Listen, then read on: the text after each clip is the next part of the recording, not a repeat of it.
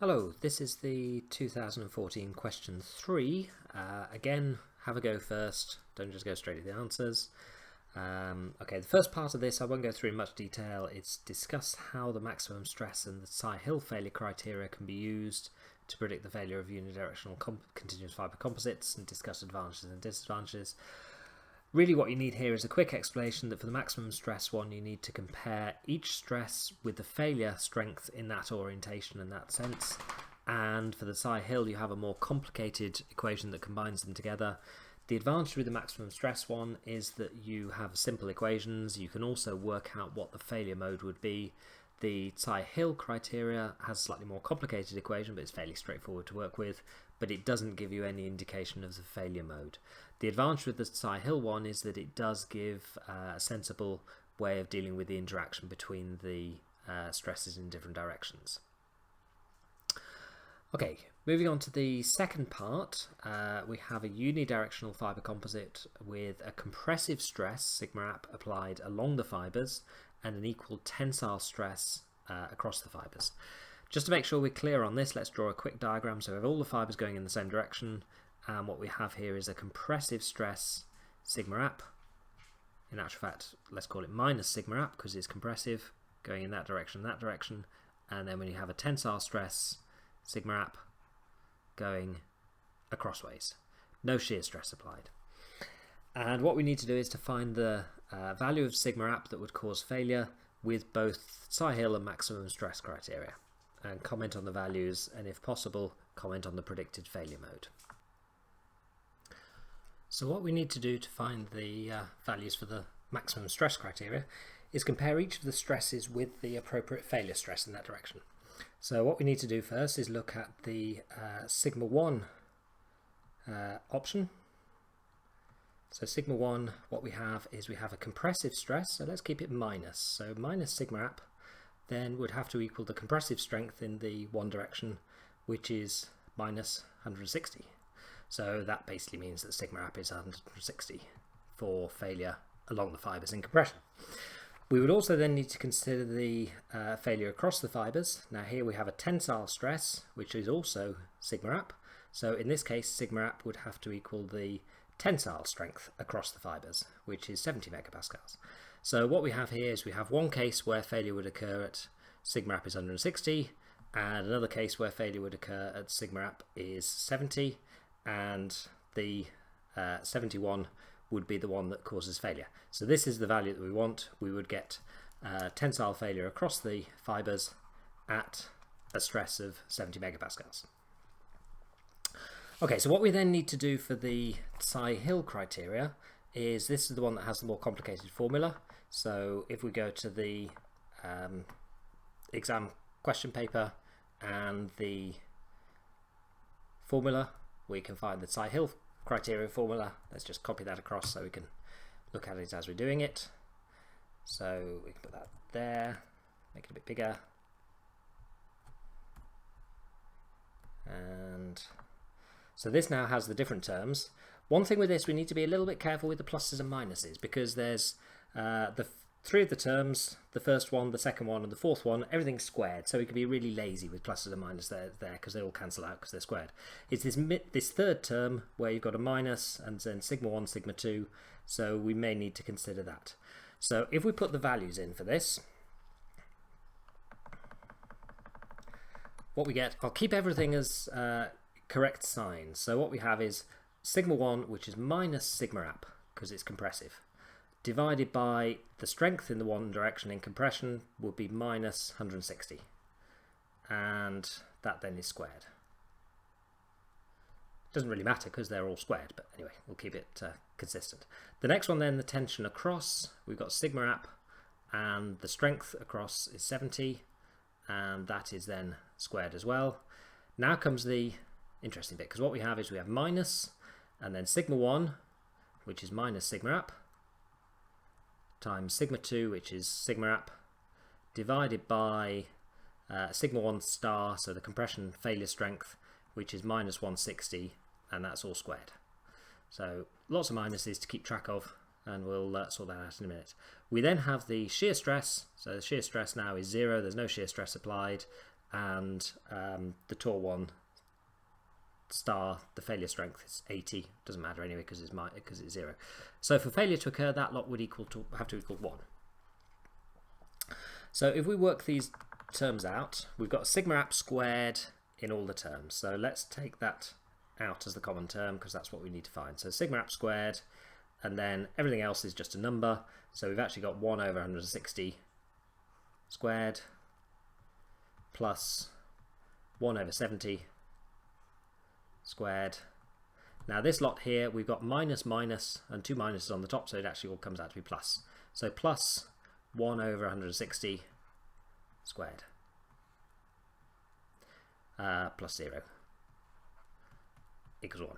And if you work that lot out, we end up with sigma app squared is equal to 3543.5, which means that sigma app is 59.53.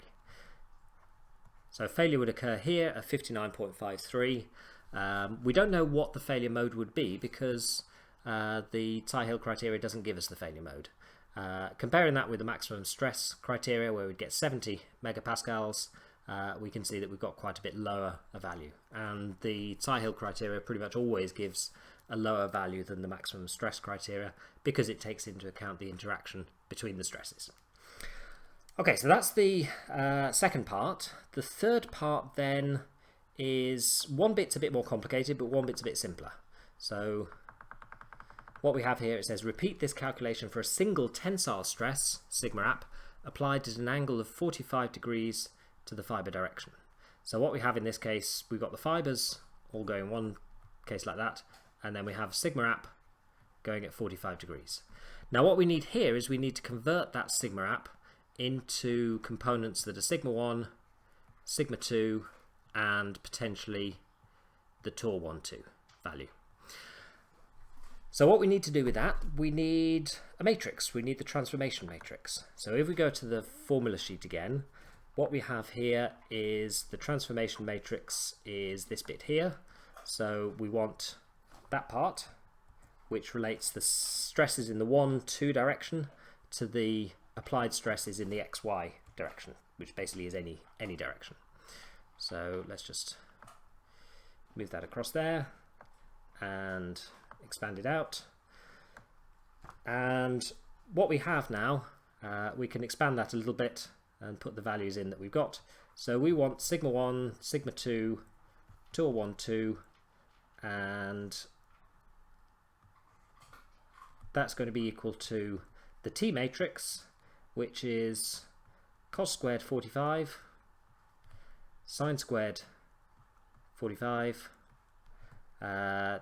2 cos sine, I'll miss out the 45s just to save space, sine squared, cos squared, minus 2 cos sine, minus cos sine, cos sine, cos squared minus sine squared. And that then is multiplied by the applied stresses, which in this case we have sigma app as our sigma x, no other stresses, so there's no perpendicular stress and there's no shear stress applied. So that makes things a bit easier because we can miss out quite a few of the terms. So what we can do here is we can work out the values for sigma 1. So sigma 1 is going to be equal to the first term, cos squared 45 times sigma app, plus sine squared times 0 plus 2 cos sine times 0. So that's just cos squared 45 times sigma app, which turns out to be 0.5 sigma app. For sigma 2 then, sigma 2 is again sine squared, so the middle row, sine squared 45 times sigma app, plus cos squared times 0 minus 2 cos sine also times 0. And that turns out to be also 0.5 sigma app. I've picked 45 degrees nicely to make these not too messy in terms of the maths. And the last one that we have then, which is tool 1, 2, that's equal to minus cos 45 sine 45 times sigma app plus cos sine times 0 plus cos squared minus sine squared times 0, which is equal to